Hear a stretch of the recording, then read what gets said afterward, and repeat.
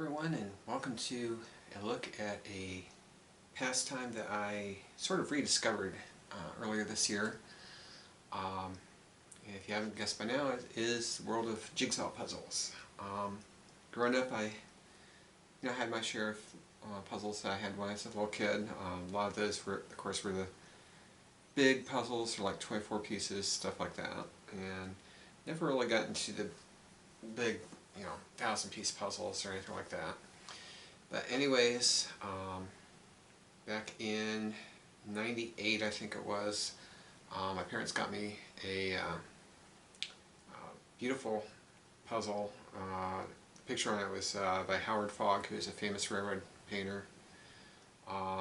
It's a Pennsylvania Railroad steam locomotive fighting uphill in the Allegheny Mountains, and it's a 1,000-piece puzzle I put together that winter, and never did anything more with it. It had been sitting stacked in with the board games down my living room closet over the years, so never really did anything more with it. Just haven't had time to mess with it or anything, and never took the time, I guess you could say, too. Plus, with my cats, I didn't have the space to put the puzzle out and put it together. So, anyways, last summer, a place I ordered the Bob Ross edition of Monopoly from online. For some reason, they had sent me, a few weeks afterwards, they sent me another package. I had no idea what it was, because it's like, I already got the game, why are they sending me another package? Well, they mistakenly sent me a Super Mario Brothers jigsaw puzzle. It's a 1,000-piece puzzle, and I was like, okay, it's a subject that I'm not really into. I'm not really into Mario Brothers and that kind of thing. I've got my Atari and stuff, but I don't really get into video games that much. But I didn't do anything with the puzzle, and it ended up in with some boxes down in my basement. And back in January, I was cleaning up the basement, found the puzzle, and I was like, yeah, I'll throw it together and see what it's like. Haven't done jigsaw puzzles in a while, so got a sheet of spare poster board that I had out, and or up here, and put the puzzle together on the floor, and which was a pain, with not putting the puzzle together, but just sitting on the floor for a couple hours at a time or so, and even though the floor is carpeted, it does get kind of hard at times. So anyways, I had a lot of fun with it, and I got to looking online, found a bunch of other puzzles that I was like, those are pretty, I'd like to get those, and it'd be fun to put those together. So I kind of dove in with into the world of jigsaw puzzles, kind of rediscovered something I haven't really messed with since I was a kid, and it's been a lot of fun. It's not my main focus. I'm not like totally dedicated to just puzzles or anything like that. I did subscribe to a YouTube channel called Karen Puzzles. If you haven't checked, if you ever get a chance to check out her channel, nice young lady named Karen, who she's totally obsessed with puzzles. Let's put it to you that way. But she has a lot of really neat videos on putting puzzles together, tips and tricks for trying to solve puzzles, difficult puzzles, that kind of thing. Picked up a few things from her videos that I'm going to go over here in a few minutes, and then we'll dig into the my actual collection of puzzles that I'm going through now. So, but it's been a fun time, doing these puzzles. Unwinding a little bit after work, taking half hour, an hour, and just unwinding, and puzzling is good for helping with mind activities too. as you start sorting through the pieces, you start seeing the different shapes, and your mind starts working things out on how to put the picture together and everything. Plus, it's neat just seeing the whole picture come together. As you saw in the video, I've taken the different stages of pictures and stuff of these puzzles as they go together, and it's really neat watching how they just slowly take shape and everything. So, but with that, let's dig into what I've been doing that's helped out with doing jigsaw puzzles, and might help you out too if you're looking for a way to start jigsaw or take up jigsaw puzzles. First thing I did, I mean, you can use any table you want. The puzzle I got back in '98, I put that together on my dining room table. It's now my kitchen table. Fortunately, that's not an option now because the cats get up on it and everything, and I can just imagine where all the pieces would end up if the cats got up there. But since I'm in here in my office, cats aren't allowed in here unless I actually let them in here. So I'm not wanting to do it on the floor anymore. On a piece of poster board. Poster board worked good, but sitting on the floor is not very comfortable. So that's why I got this card table from Home Depot. And you can probably get a couple of them and put them together. Only thing was, I didn't realize when I got it that this card table has a soft top on it. It's like a little bit of cushioning on top of it, which isn't too much of an issue, but when you're trying to put pieces together and the pieces are sinking into the table, that's kind of takes away from the whole thing. So what I did was one thing that Karen said on her channel. I got this sheet of foam core poster board that I got from my local supermarket when I was getting groceries one night. And with that, you can put most size 1,000-piece puzzles on together on this, and this helps out too because you can lift up the puzzle. You can take it up and put it off to the side if you need to reuse the table for something else, or if you need to just turn the whole puzzle around to look at a different angle or something like that. But putting this using this foam core poster board, it's cheap, it's lightweight, and it provides a hard surface too for putting the pieces together. And plus, it's nice. The white surface, you can clearly see where all the pieces are and everything, so it makes it really nice and comfortable. One issue too that I picked up from her, or one tip too that I picked up from her, was for sorting the puzzle pieces. You could use box tops and stuff from other puzzles, that kind of thing. But one thing I've been using is old baking sheets. As long as they're clean and everything, you can easily put lots of pieces out and sort through these very easily. So one thing I like to do, like I did on this puzzle here that I finished the other night, I sort the pieces by shape, if they're cut different shapes and everything, like the standard puzzle pieces, or if they're like random cut or all the same shape, you can group them by the colors or the different sections of the puzzle that they look like they might go into. So, in addition to that, one thing I've been doing too with my puzzles, something that she brought up on her channel, and that is I don't leave the pieces loose in the boxes. If the box falls open, or if you drop the box, it falls open, all those pieces are going to go all over. And what would be really bad is if you have multiple boxes that pop open and pieces from different puzzles get all mixed together.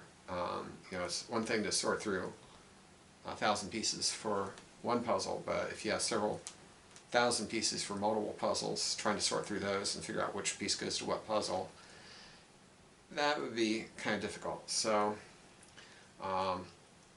one thing I've been doing is either using, I can use either 1 gallon freezer bag or storage bag, or just 2 of these quart bags, quart size Ziploc storage bags. And the other thing too that I've been doing, I've already gone through all my puzzles that I haven't put together yet, as well as the ones that I've taken apart.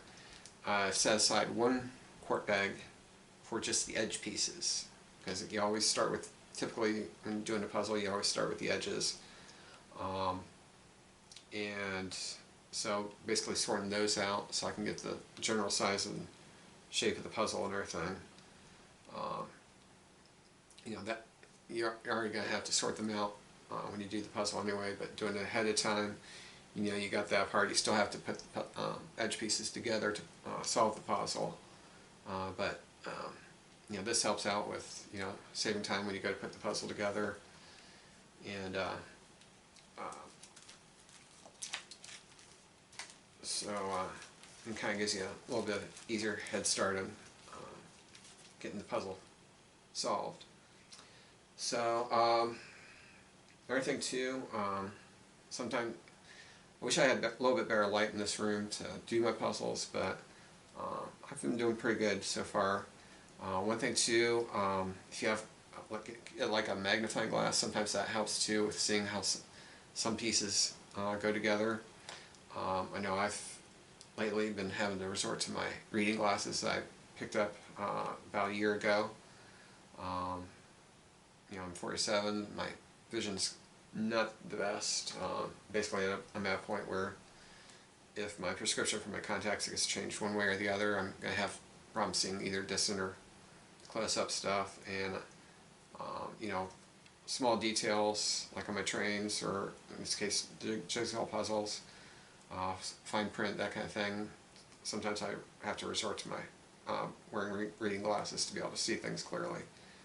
So no big deal, but you know, little things like that can help with putting the puzzles together. Also too, some of my puzzles that I've got, I really like these. They come with what's called a box top easel. Basically, this folds up like this, and you put the bottom edge of the box top in here, and it holds the top vertically, or like an easel. So that allows you to, you know, have the easel or the box top upright so you can see it easier as you're putting the puzzle together. These came with my puzzles from Think & Company. And these also come in handy too. You can have those propped up like that, and like this Van Gogh puzzle that I've got here, you know, you've got a poster that comes with showing what the puzzle is supposed to look like. You can easily set this up against the easel and use that to hold your poster upright so you can see it a little easier, rather than having to constantly pick up the poster to look at the picture as to what your how you're putting the puzzle together and everything. So those are some of the things that I've been doing that have helped me out with putting my puzzles together. So let's take a look at the puzzles now and see what I've got in my collection that I've been working through. So this first puzzle, I'm not sure if you want to call it a puzzle or not. It's called Scramble Squares. It's kind of like a collage of little pictures. This one's called Puffer Bellies, but there's little pictures of trains, locomotives, and crossing signals on here. Basically, half of the pictures on one puzzle piece, and the other half's on this one. And basically, there's no like right side up or anything like that, but basically you go through this and you have to basically match up the pictures with each half, and basically solve it. The way you solve it is that you get a 3x3 grid of these pieces and put these together. So I've never taken a picture of these, because if you take a picture of it, it basically tells you you can use that to cheat and solve the puzzle easily. But so this is given to me years ago by my brother and his first wife. I get it out every once in a while to play around with it to put together. It's a little bit of a challenge to solve it. Basically, it's a lot of trial and error. Is the way I've used to put this together. So this is the Super Mario Odyssey puzzle that I put together back in January.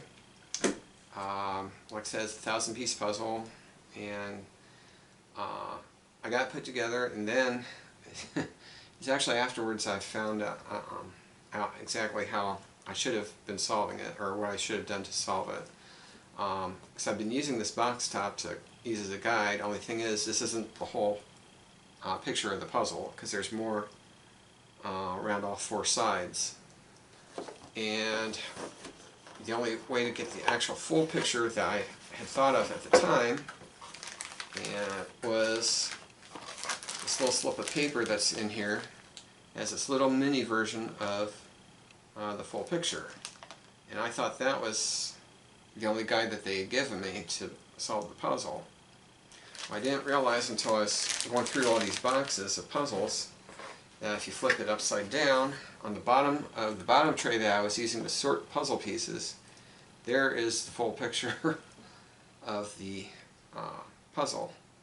So if I would have used this would have probably saved a lot of time, because some of the pieces, it's basically like a collage of, you got the main picture in the middle, but then you got smaller pictures on the sides. And some of the pieces looked like they could fit in any one of some of the multiple spaces. The puzzle, it's got the traditional puzzle pieces, whereas we got the square or rectangular shaped pieces with the, I call them bumps and dips, where there's either a bump or a dip on the each side. And then there's also random cut pieces, which kind of throws things off at times, because some of the random pieces combine to make a regular size piece. But this was the one I did back in January that kind of re-sparked my love of jigsaw puzzles. So this is actually the third puzzle that I tried putting together this year. It's actually the second one I actually completed. This is from Lionel. It's called Well-Stocked Shelves. Being into trains, obviously, this appealed to me because it's got a nice picture of a bunch of different Lionel locomotives. Plus, there's other like Lionel products and supplies and stuff, and magazines down here on the bottom and everything. This one was fun because what makes this one easier to put together, you got the different locomotives, so you can easily do a locomotive at a time when putting the pieces together. Plus you got the shelves, which provide a border, so if you have like puzzle pieces that have these shelves, you can pretty much guess where those go across and everything. So that went together pretty quickly, and that was a fun one to put together. So this next one is from a company called Suns Out. This is a painting by Larry Fisher. Again, it's a 1,000-piece puzzle called KDY, or KDY Meet. Basically, KDY is a famous location out in California, I believe, Northern California, where there's basically a three-way junction with two legs of the junction meeting or coming across on bridges. There's a third leg that goes through this hillside in a tunnel in the background there. It's a beautiful puzzle. It's a little bit larger. It's 30 inches across, which is a little bit wider than this poster board, foam core poster board that I've got. So I had to get some thin cardboard to extend this to be able to support the puzzle. Otherwise, it's making a little challenge going over this edge. But beautiful puzzle, lots of nice detail on the trains, and the painting or the artwork he did on this the bridge structure with all of the girders and support beams and everything. It was just amazing the detail work he put in that. So I got that done pretty quickly too. That was a fun puzzle to put together. So the next puzzle I've put together, and the one I just finished a couple nights ago, is this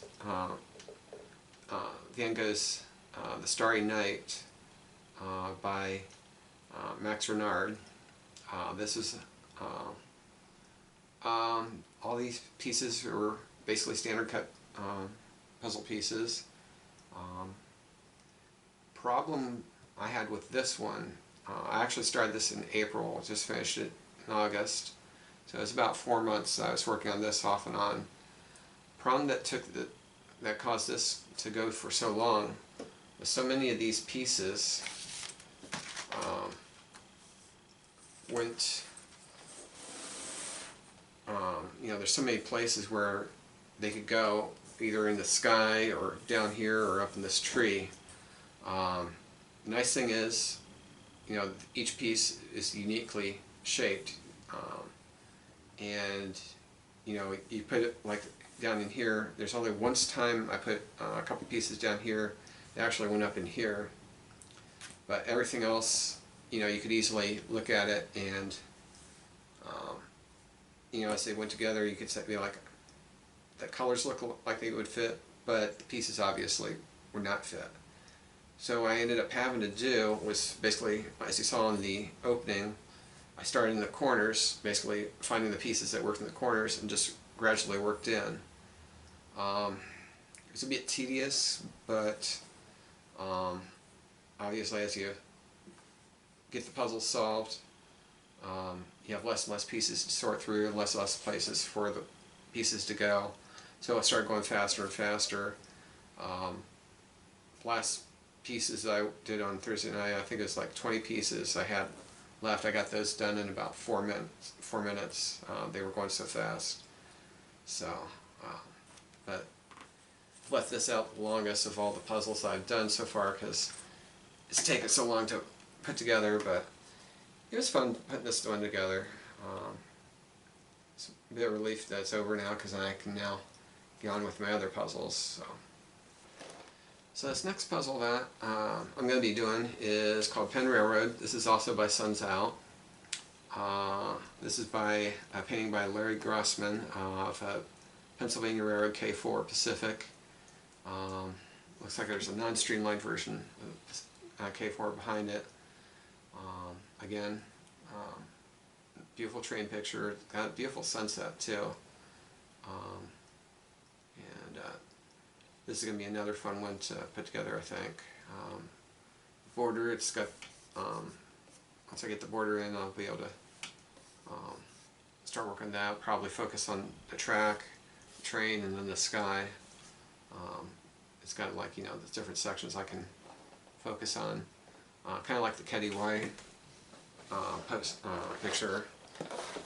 When I did this one, I did the trains at first, and then the bridge decks, and then I focused on the this area here, then up here, and then down here where the bridges are. So it's like the Keddy White painting. I'll be able to focus on different sections here. That'll make this one go a lot faster. So this puzzle I got off of Amazon. It's actually a wooden puzzle, although it doesn't feel like wood. It still feels like cardboard, but it is wood. But this is a picture taken not too long ago of Norfolk and Western J-Class 484 number 611 when it was arriving in Strasburg over in Pennsylvania. And 611's my favorite steam locomotive, so obviously I had to get this puzzle. It's the only 611 puzzle I've ever seen. But it's, for me, it's the most beautiful steam locomotive in the world. Built in 1950. Still running. They've got her over in Strasburg, running her on steam trips over there. Fortunately, she's not out on the main line where she was used to be able to go up to track speed and hauling passenger train, nice long 20-car passenger trains. She's now pulling short trains over at Strasburg, but at least she's preserved. She's the only one of her class that's still left in existence. So I'm looking forward to doing this puzzle. Fortunately, bad thing about this puzzle and the next one, the pieces, the manufacturer of the puzzle put on the back of the pieces A, B, C, D, E, or F to basically designate which section of the puzzle the pieces go into, which I don't look at. I'm not going to be looking at the back of the puzzles pieces anyway. But you know, I think that's kind of like cheating. But at least, you know, I can still. This is still something that I can easily put together, because you got all the track down and the ballast down here. You got the train, and then you got the sky up on top. So that'll give you know, that'll allow me to section off the puzzle into different sections. And this is another wooden jigsaw puzzle that I got off of Amazon. I'm not sure who the artist is on this, but if you go on leaningtree.com, one of the Christmas cards that they've got with trains on it, this is on one of their Christmas cards. Basically, it's a Southern Pacific freight train. I'm guessing somewhere out in California. Of course, it's wintertime, judging by the snow and everything, but I thought this was a really pretty picture, and looking forward to putting this one together. So this picture comes from Buffalo Games and Puzzles. It is called Library Kitties. I was into Meyer this last January, or I think it was January, or might have been February, I'm not sure. But anyways, I just was in the store for some other reason and happened to go by the toy section, saw that they had a section of puzzles, and started looking through them, and of course, being into cats, I saw this one and I went ahead and got this. I'm looking forward to getting this one put together too. It's got a lot of nice, pretty colors with the yarn balls and the pillows and blankets and stuff. And then you got the books across top, as well as the, I think there are 4 cats in there too. So that'll be a fun one to put together. So this is another puzzle that I got off of Amazon. It's from Lantern Press, and this one doesn't have any picture on the cover, but it does come with a mini poster showing the picture that's on the puzzle. And this is a puzzle of world famous Horseshoe Curve over west of Altoona, Pennsylvania. This was originally the Pennsylvania Railroad's line connecting Philadelphia and Pittsburgh. West of Altoona, when they were climbing up the hill to get over the Alleghenies, to get over this valley, rather than do a bridge across, which would have been too steep, they basically came up the valley and then curved around and went up the other side, basically to make it a little gentler grade to go around. And then sometime after the route was completed, park was established by the city of Altoona, I think it was, and it became a popular spot to go watch scenery, watch trains, and it's an amazing place. There's if you go on Virtual Railfan, there's they've got a live webcam there where you can watch trains going around the curve. This is one of the more modern views of the curve because it's got the diesel locomotive down here. I used to have a steam locomotive, which they had taken off the curve and they had it running for a while, but now they're working at hopefully getting it back together. I'm not sure if that's ever going to be possible or not, but I've been over here 3 times, back in '85, 2003, and 2004, and you know, you got the beautiful history, or beautiful scenery. The area's got a lot of scenery, or not scenery, but history to it that's really amazing to read about and learn about. And then of course you got the trains. So, but this is can be a fun one to do. Might be a little bit of a challenge with all the trees and stuff around, but basically if I get the curve and the park in and stuff, the trees and then the reservoirs too, the trees should fill in afterwards. So anyone that knows me or has watched this channel long enough knows that I'm a huge fan of Bob Ross, and this is from Toy NK. This is Bob Ross's Blue River. This is from Series 6, I believe it was, on his show. Basically, this one was used in all the openings for each of those episodes from Series 6, where basically he had the different parts of the painting pop into the picture during the opening. That opening was also used then in the training or instructional videos on the show. But this is one of my favorite of his paintings, so being able to have a puzzle of this is going to be a nice, it's going to be fun to put this one together. You got the different trees and stuff to, and again you got different parts where you can divide up a picture as you put it together to make it a little easier to put together. So, and then also from Toy NK is this other Bob Ross puzzle, Bob Ross's Northern Lights, which is another one of my favorite of his paintings that he did.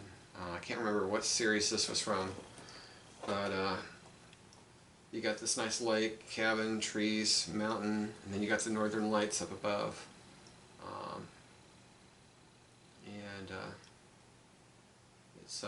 It's a neat painting watching. I always loved watching him do, especially when the Northern Lights came to life, and when he was putting it together. But this is going to be another fun one. And this is, I'm not sure what brand this is. Well, this is from, Big G Creative. This is another Bob Ross painting. So it's a different company from the other two. And this is called, what is this one? Mountain Reflections is this one. So this is one of, typical Bob Ross paintings that he used to do on the show, with all the trees, the water, and the mountains, and fluffy clouds up on top and everything. Only thing, this is going to be a little bit more of a challenge than the other two, because this one here is random cut pieces. It's all random cut pieces for this puzzle, so that one's going to be a bit of a challenge. But I can look at the pieces and I'm going to probably be able to figure out what part of the puzzle they're going to go into. So that'll make it a little easier to sort out my puzzle color and stuff, shape. I then have another Van Gogh painting I'm going to be doing. This one is Starry Night over the Rhone, I believe it is called. This is another one of my favorite Van Gogh paintings. Starry Night's probably my most favorite, but I saw this one, I love this one too. It's so peaceful looking. This is put out by Ravensburger. If you watch my videos from last summer, the Jaws board game that I did a review on, that was by Ravensburger, which is the same company as this that made this puzzle. So I'm holding off on this one because I just did this Van Gogh that took a while, so I'm not sure how long that one's going to take, but I'm gonna like that one as well. So next up is the Jaws one-sheet poster from U-Vault. This was actually after I finished the Mario Odyssey, or Super Mario Odyssey puzzle. This was one that I started in on. I got the borders together, and I got all the words up top, as well as the Jaws title and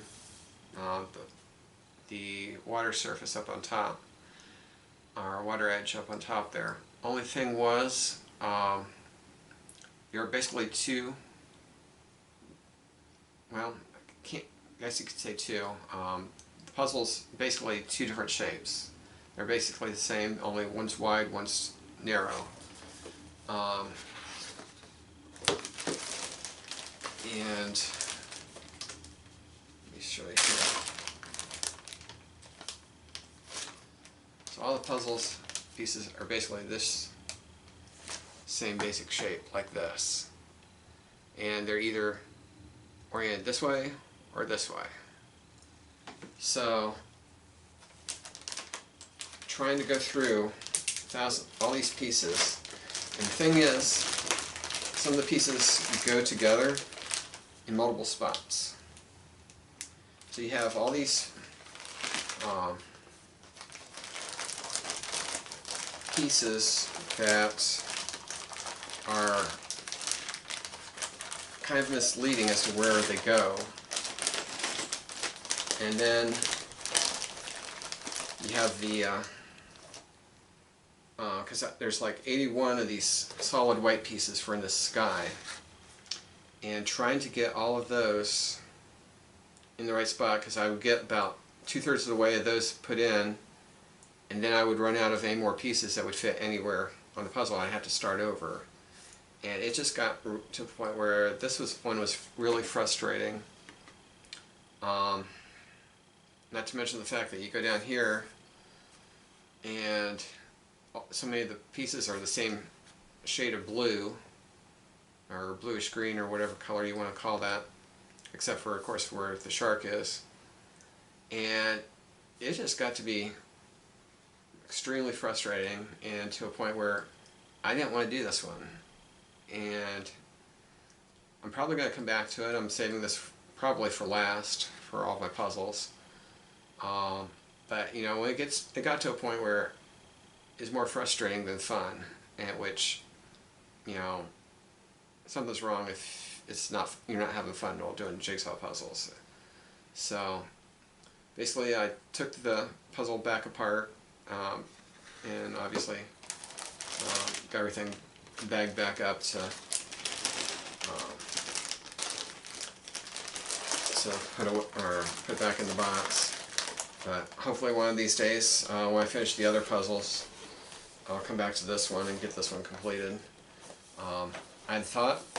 One thing I had thought about doing was going down to the living room, getting my big Jaws poster off the wall in the living room to use as a guide. Only thing was, that was a reprint poster.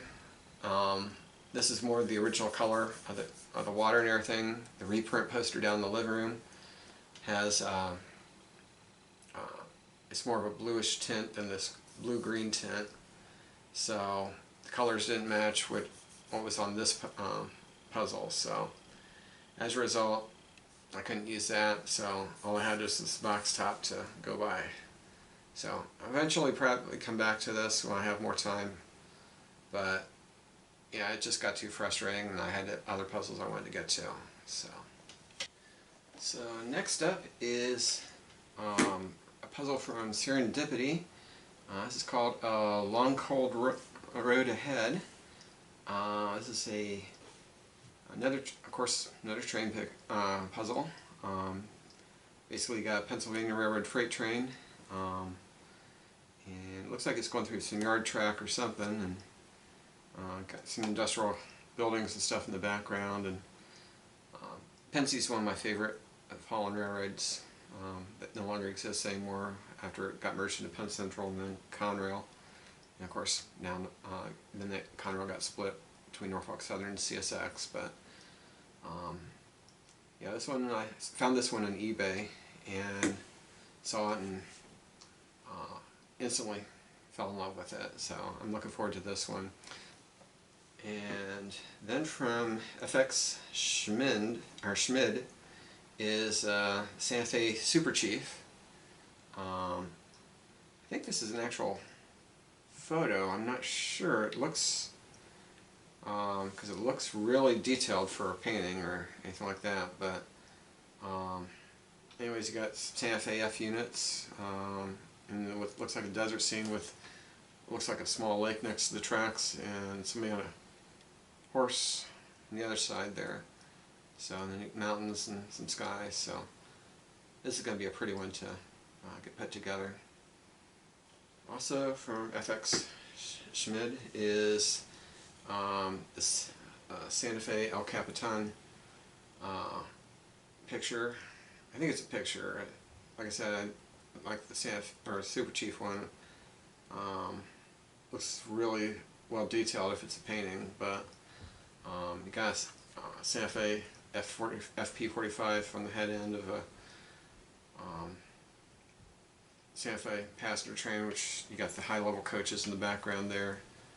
So saw this one on eBay too, and like a bunch of my others, and instantly like this one. So this one's going to be fun to do too.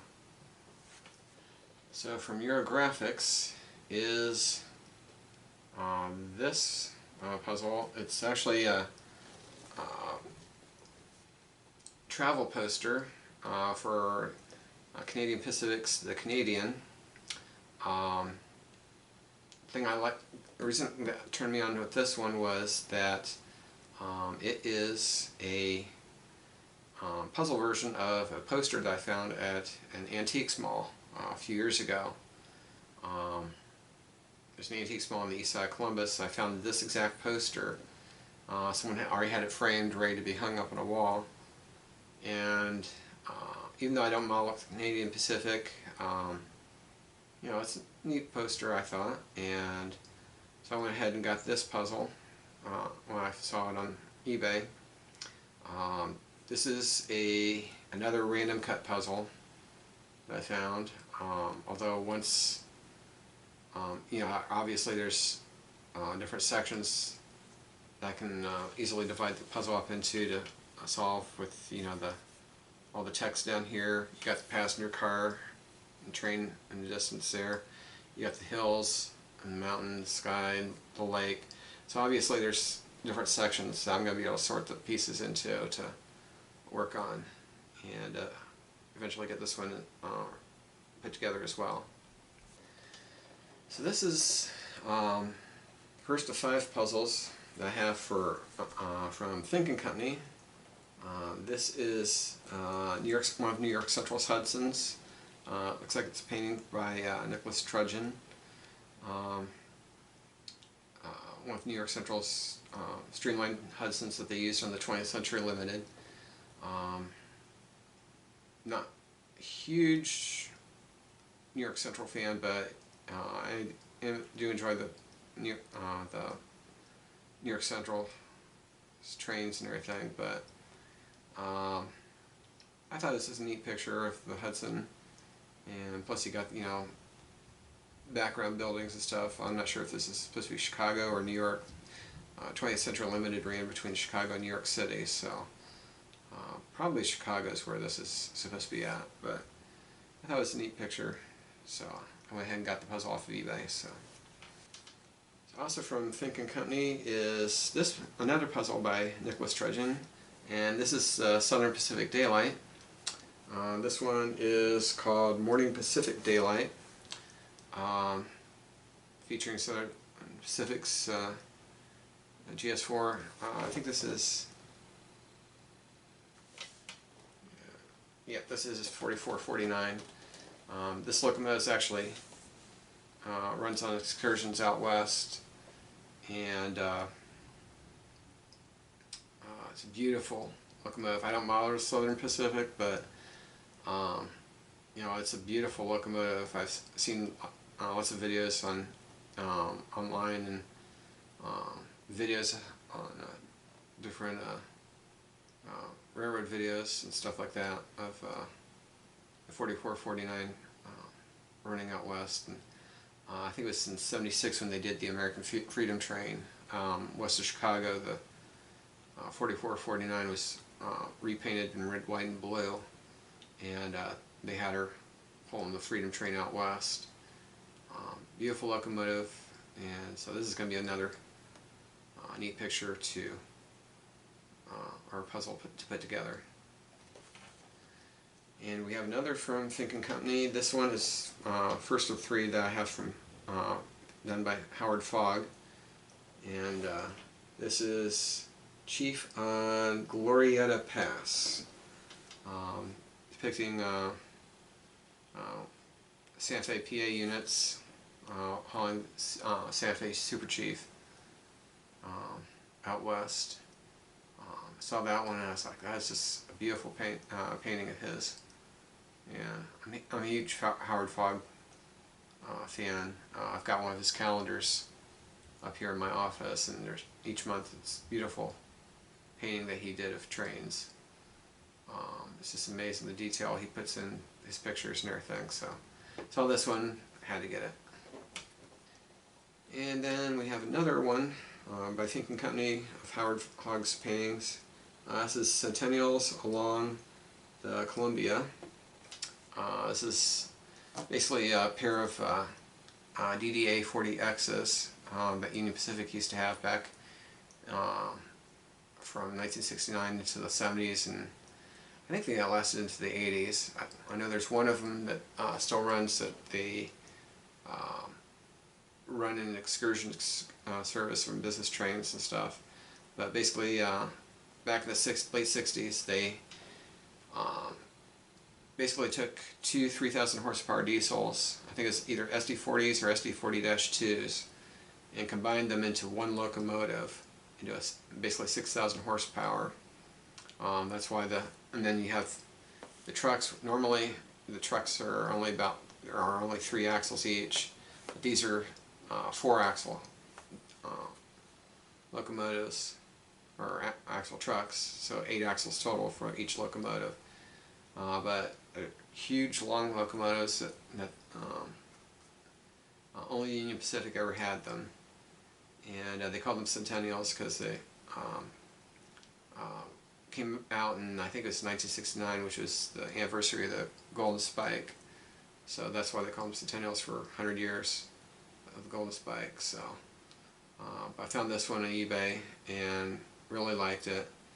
Weird thing about this box though is these brown spots that are in the box. Fortunately, it's only on the outside of the box. Puzzle pieces are all fine. But all the boxes or puzzles I got off of eBay, they were brand new. I haven't bought any used puzzles, but they were new, and this one was still sealed in the plastic. So I'm not sure what exactly happened with the discoloration of the box, but still it's good enough that, you know, I'll be able to put it together, and it's not too bad, that shape. So it's one of the all these Thinking Company puzzles of Howard Fogg's. These are all out of print. These came out in the mid-90s. So these are nice puzzles. So I'm looking forward to this one as well. And last but not least is Maximum Effort by Howard Fogg. This is the Pennsylvania Railroad puzzle that I got back in '98 for Christmas. That's telling about earlier in the video. Haven't put this one together since then. Definitely going to be doing it again once I get through all the new puzzles. So one thing I did find when I got this one out that I didn't really realize on the other Thinking Company pieces,